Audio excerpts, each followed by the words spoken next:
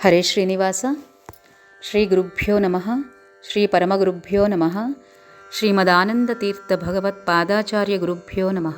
సుముఖౌ సుందరతరౌ సునాసౌ సుఖచిత్తనౌ సురారాధిత పాదాబ్జౌ రమానారాయణౌ స్తుమః. సుందరమైన ముఖము కలవారు, శాశ్వతమైన శరీరము కలవారు, దేవతలచే పూజించబడు పాదపద్మములు గల శ్రీ లక్ష్మీనారాయణులను నేను ధ్యానించుచున్నాను. హరే శ్రీనివాస. శ్రీ వాదిరాజ విరచిత శ్రీ లక్ష్మీ శోభన పదము. శ్రీమన్మధ్వాచార్యుల సిద్ధాంత సారాన్ని ప్రతిబింబించే ఈ శ్రీ లక్ష్మీ శోభాన పదం శ్రీ వాదిరాజులు అనుగ్రహించిన మంత్రస్వరూపమైన అమూల్య కృతి. ఇది అత్యంత ఫలప్రదమైనది. దీని ప్రత్యేకమైన అర్థాన్ని తెలుసుకొని భక్తితో గానం చేసినప్పుడు భగవంతుని విశేష అనుగ్రహానికి పాత్రులమవుతాము. శ్రీ వాదిరాజస్వాములు దాస సాహిత్యం మరియు వ్యాస సాహిత్యం ఈ రెండిటిలోనూ సమానంగా ప్రతిభ చూపిన అపూర్వ ఆచార్యులు. మధ్వతత్వవాదాన్ని సామాన్య ప్రజలకు చేరువ చేసిన మహానుభావులైన వైష్ణవాగ్రేసరులు. అనేక సంస్కృత గ్రంథాలనే కాకుండా సులభమైన కన్నడ భాషలో కూడా అనేక కృతులను రచించిన ధీరులు. సశరీరంగా బృందావన ప్రవేశం చేసిన మహాపురుషులు. శ్రీ వాదిరాజులు రచించిన ఈ శ్రీ లక్ష్మీ శోభన పదం ఒక కన్నడ గేయకృతి. ఇది జగన్మాత అయిన శ్రీ లక్ష్మీదేవిని స్తుతించే కృతి. సర్వోత్తముడైన నారాయణుని సర్వోత్తమతత్వాన్ని వివరించే గ్రంథం. జగదాధిపతి అయిన నారాయణుడు మరియు నిత్యవియోగిని అయిన శ్రీ మహాలక్ష్మి ఈ దివ్య దంపతులకు మంగళాన్ని కలిగించే కృతి. లక్ష్మీనారాయణుల మహిమను వివరిస్తూ శృతి స్మృతి ఇతిహాస పురాణాల నేపథ్యాన్ని తెలియజేసే ఈ కృతి తాను రచించినది కాదు అని, స్వప్నంలో దర్శనమైనదని స్వయంగా శ్రీ వాదిరాజులే తెలిపారు. ఇది భగవంతుని కృప వల్ల ప్రత్యక్షమైన స్వప్నపదం. అందరూ పఠించదగిన వేద మంత్ర సమానమైన కృతి.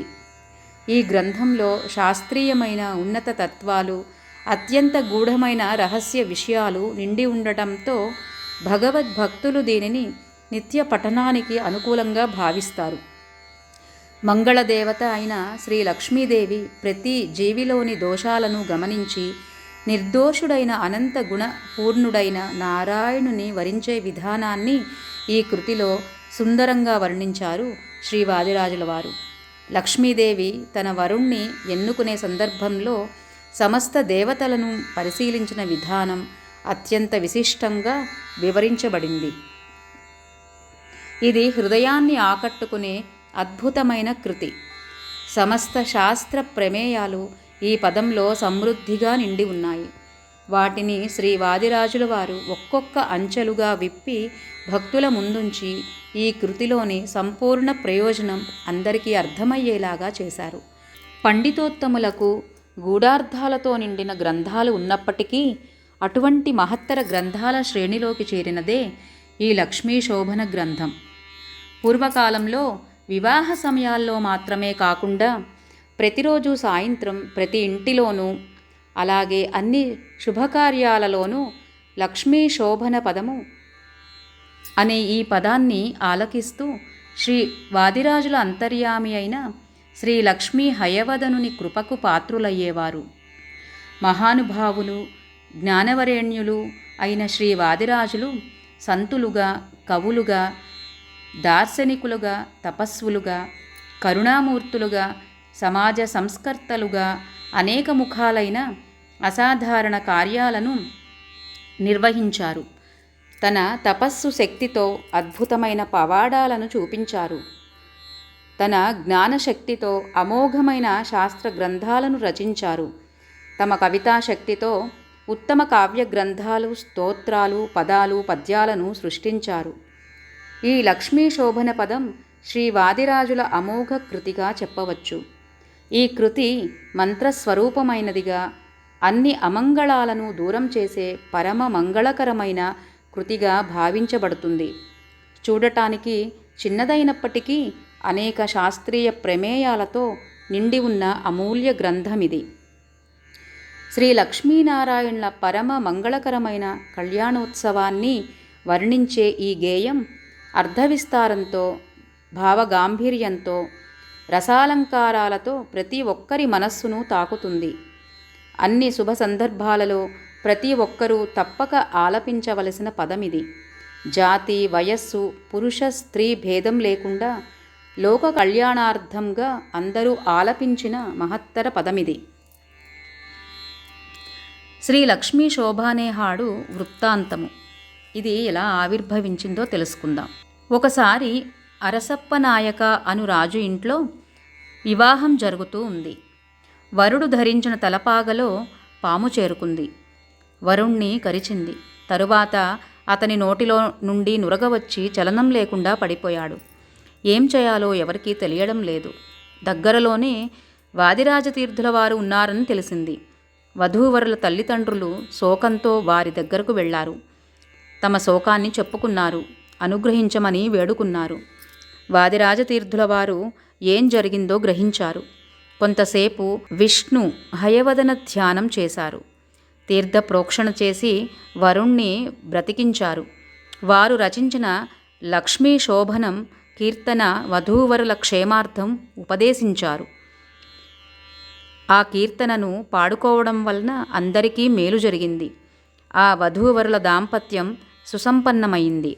ఈ లక్ష్మీ శోభానే హాడునందు ఉన్న 112 శ్లోకములు క్షీరసాగర మథనమునందు జరిగిన శ్రీ లక్ష్మీదేవి శ్రీహరి యొక్క వివాహమును గురించి వివరించుచున్నవి. శోభన అనగా మంగళకరమైనది అని భావము. ఇంతటి ప్రతిభావంతమైన శ్రీ లక్ష్మీ శోభన పదము పఠించుట వలన వివాహము జరగని వనితలకు వివాహము జరుగును. వారు మంచి భర్తను పొందగలరు. వివాహమైన స్త్రీలు దీనిని పఠించడం వలన దీర్ఘ సౌమాంగల్యత్వాన్ని మరియు భర్తకు ఎదురయ్యే అపమృత్యు దోషములను కూడా తొలగించుకోవచ్చును. దీనిని పఠించిన గృహమునందు ప్రశాంతత, శ్రేయస్సు, శుభములు కలుగును. మరి అత్యంత ఫలప్రదమైన మంత్రస్వరూపమైన అమూల్య కృతి అయిన ఈ లక్ష్మీ శోభానే పదంలో కన్నడ భాషలో సాగే 112 శ్లోకాల భావార్థాలను తెలుగులో యథాశక్తి యథామతి శ్రీ విష్ణు ప్రీత్యర్థం, శ్రీ విష్ణు ప్రేరణతో మీకు వివరించటానికి ఈరోజు నేను మీ ముందుకు వచ్చాను. ఒక్కొక్క వీడియోలో ఒక శ్లోకం, దాని భావార్థం తీసుకోవడం జరుగుతుంది.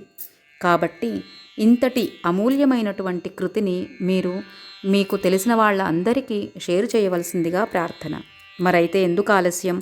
అంతటి మహత్వపూర్ణమైన శ్రీ లక్ష్మీ శోభానే పదంను, దాని భావార్థమును తెలుసుకొని మనందరము ఆ శ్రీ లక్ష్మీనారాయణుల కృపకు పాత్రులవుదాము రండి.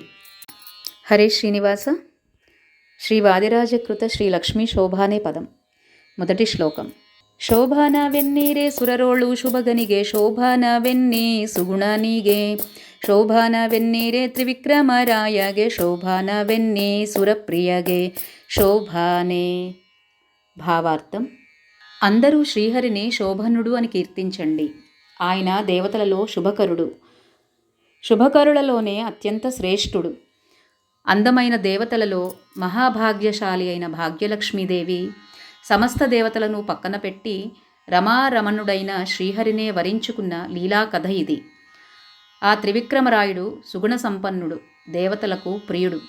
స్వయంవరమాలలో ఆయన మెడలో మాల వేసి నమస్కరించినది మన జగన్మాత లక్ష్మీదేవి. శోభన అనే పదం చిన్నవారికి ఆశీర్వాదం, పెద్దవారికి స్తుతి. అంటే హరికి మంగళమగుగాక. అంటే శ్రీహరి మంగళమూర్తి అను జ్ఞానము ఎప్పుడూ నాకు ఉండని అని మొదటి శ్లోకం భావార్థం. శ్రీహరి అనంతకోటి బ్రహ్మాండాలకు నాయకుడు. అటువంటి భగవంతుడు కేవలం రూపంలో మాత్రమే గొప్పవాడు కాదు. అనంతానంత గుణాలలో త్రివిక్రముడు. 3 అడుగులలోనే 3 లోకాలను కొలిచి అన్నింటినీ తననే నమ్ముకున్న దేవతలకు దానంగా ఇచ్చిన మహామహారాజు. శ్రీ లక్ష్మీదేవి ఎందుకు అందరి దేవతలను పక్కన పెట్టి ఆ భగవంతుడు అఖిలాండకోటి బ్రహ్మాండ నాయకుడైన ఆ శ్రీహరినే ఎంచుకుంది? మరైతే అప్పుడు దేవతలకు నిరాశ కలిగిందా? లేనే లేదు. దేవతలకు ఆనందమే కలిగింది. అలాంటి త్రివిక్రముని విజయదాసుల వారు తమ కృతిలో ఇలా కీర్తించారు: సులభ దేవర దేవ విజయ విఠ్ఠల అని. అసలు అమ్మవారు ఎందుకు శ్రీమన్నారాయణుడే సర్వోత్తముడు అని ఆవిడ తలచిందో చూద్దాం రండి. శ్రీమన్నారాయణుడు శ్రీహరి, ఆ పరమాత్ముడు తన భక్తుల కోసం మందర పర్వతాన్ని ఎత్తాడు. సముద్రంపై కూర్మావతారంగా మోయించాడు. అజితుడుగా అమృతాన్ని మధించి తన వివాహ విందుకు తానే వడ్డించాడు. మోహినిగా వచ్చి మధురహాస్యంతో అసురులను మోసగించాడు. తల్లిగా మారి పుత్రవాత్సల్యంతో తన అమృతహస్తంతో దేవతలకు అమృతాన్ని పానం చేశాడు. ఇలాంటి హరితో సమానంగా దేవతలకు ప్రియమైన వారు మరెవరు ఉన్నారు? ఈ పద్యంలో వాదిరాజులు తమ ఆరాధ్య దైవమైన త్రివిక్రమమూర్తిని రాయ అంటే త్రివిక్రమరాయ అని పిలిచారు. ఎందుకంటే స్వయంవర మండపంలో అందరి దేవతల మధ్య సామాన్య వ్యక్తిలా కూర్చున్న శ్రీహరి అయినప్పటికీ సర్వోత్తముడే. దేవీతత్వాన్ని ఎలా జ్ఞానులు గ్రహిస్తారో అలా త్రివిక్రముని జ్ఞానులు దర్శించి ఆయన తన సద్గుణరాజమైన విరాట్ రూప దర్శన అనుభూతిని వారికి కలిగిస్తాడు. హయవదనుడు శ్రీ వాదిరాజుల ఉపాస్య దేవుడు. భగవంతునికి హయవదన అనే పేరు ఎందుకు వచ్చిందనే విషయంపై అనేక కథలు ఉన్నాయి. వాటిలో ఒక కథ ఇలా ఉంది. ఒకసారి మహర్షుల ఆధీనంలో ఉన్న సమస్త వేద సంపదను దైత్యులైన మధు మరియు కైటభులు అపహరించారు. అప్పుడు శ్రీహరి హయవదన రూపంలో అవతరించి ఆ దానవులను సంహరించి వేదాలను రక్షించాడు. వేదాభిమాని అయినటువంటి లక్ష్మీదేవికి ఆ వేదాలను తిరిగి అందించాడు. ఇంకొక కథలో బ్రహ్మదేవునికి హయగ్రీవ రూపంలో వేదజ్ఞానాన్ని ఉపదేశించినట్లు వర్ణించబడుతుంది. ఈ విధంగా హయవదన రూపానికి సంబంధించిన అనేక కథలు ఉన్నాయి. శ్రీ లక్ష్మీనారాయణుల వివాహం అనాది కాలం నుంచే జరిగినదే. అయినా భగవంతుడు మళ్ళీ వివాహానికి ఎందుకు సిద్ధపడ్డాడు అంటే తన భక్తుల కోసమే అని చెబుతారు. ఆ సందర్భానికి సంబంధించిన ఒక ప్రసంగం ఇలా ఉంది. ఒకసారి దుర్వాస మహర్షి భగవంతుని దర్శించేందుకు ప్రాకృత వైకుంఠానికి వెళ్ళారు. భగవంతుడు వారికి సత్కారం చేసి తాను ధరించిన పుష్పహారాన్ని వారి మెడలో వేశాడు. ఆ తర్వాత దుర్వాసులు సత్యలోకానికి తిరిగి బయలుదేరారు. దారిలో వారు ఇలా ఆలోచించారు: నేను నియమబద్ధమైన సన్యాసిని. ఇంత సుగంధభరితమైన హారాన్ని భగవంతుడు నాకు ఎందుకు ఇచ్చాడు అని ఇలా ఆలోచిస్తూ వస్తుండగా మేఘాల మీదగా స్వర్గంలోని ఐరావతంపై అపార వైభవంతో వస్తున్న దేవేంద్రుని చూశారు. ఈ సువాసన భరితహారం దేవేంద్రునికే తగినదని భావించి దూరం నుంచే ఆ ఆహారాన్ని దేవేంద్రుని మెడలో వేశారు. దేవేంద్రుడు సంపదా వైభవంలో మునిగి విలాసంగా విహరిస్తూ ఉండగా ఒక సన్యాసి ధరించిన హారం నాకు వేశాడేంటి అని తెలుసుకొని వెంటనే తన మెడ నుంచి దాన్ని తీసి తన మదమెక్కిన ఏనుగు మెడలో వేశాడు. ఆ ఏనుగు ఆ సువాసనను భరించలేక తన తొండంతో ఆ హారాన్ని తీసి కాళ్లతో తొక్కివేసింది. అది చూసిన దుర్వాస మహర్షికి ఎంతో కోపం వచ్చి, ఓ దేవేంద్ర, నీకు లభించిన ధనసంపద వల్ల గర్వంతో మదించినావు. నీ దగ్గర ఉన్న ధనలక్ష్మి ఈ క్షణమే నిన్ను విడిచిపోవాలి అని శాపం ఇచ్చారు. దుర్వాసుల శాపం వలన దేవేంద్రుని వైభవమంతా నశించింది. లక్ష్మీదేవి అంతర్ధానమైంది. దేవేంద్రుడు అన్నీ కోల్పోయి నిర్గతికుడయ్యాడు. ఇది చూసిన దైత్యులు దేవేంద్రుని సింహాసనాన్ని తమదిగా చేసుకోవాలని శతవిధాల ప్రయత్నించసాగారు. అప్పుడు దేవేంద్రునికి తను చేసిన తప్పు తెలుసుకొని దేవతలతో కలిసి పరమాత్ముని ప్రార్థించాడు. అప్పుడే పరమాత్మ తన భక్తులైన దేవతలను రక్షించేందుకు దేవతలతో మరియు దానవులతో సంధి చేసుకొని ఇద్దరికీ అమృతాన్ని పంచుతానని చెప్పి సముద్రమథనాన్ని చేయించాడు. ఆ విధంగా మళ్ళీ లక్ష్మీదేవి అవతరించేందుకు కారణమయ్యాడు. భక్తుల కోసం పరమాత్మ మరలా శ్రీ లక్ష్మీదేవితో వివాహం చేసుకోవాలనే సంకల్పం చేసుకున్నాడు. ఈ విధంగా ఆ పరమాత్ముని అఖిలాండకోటి బ్రహ్మాండ నాయకుడైనటువంటి ఆ శ్రీమన్నారాయణుడు ఆ శ్రీహరిని గురించి, ఆయన యొక్క సర్వోత్తమ తత్వాన్ని తెలుసుకోవాలి అంటే మొదట శ్రీహరి గురించి తెలుసుకోవాలి. శ్రీహరి గురించి తెలుసుకోవాలి అంటే మనం కొంచెం లోతుగా పురాణాలను పరికించి తెలుసుకోవడం ఎంతో ముఖ్యం. హరే శ్రీనివాస. శ్రీ విష్ణు ప్రేరణయ శ్రీ విష్ణు ప్రీత్యర్థం నాహంకర్త హరికర్త సర్వం శ్రీ మధ్వేష కృష్ణార్పణమస్తు. మళ్ళీ 2వ శ్లోకంతో త్వరలో మీ ముందు ఉంటాను. హరే శ్రీనివాస.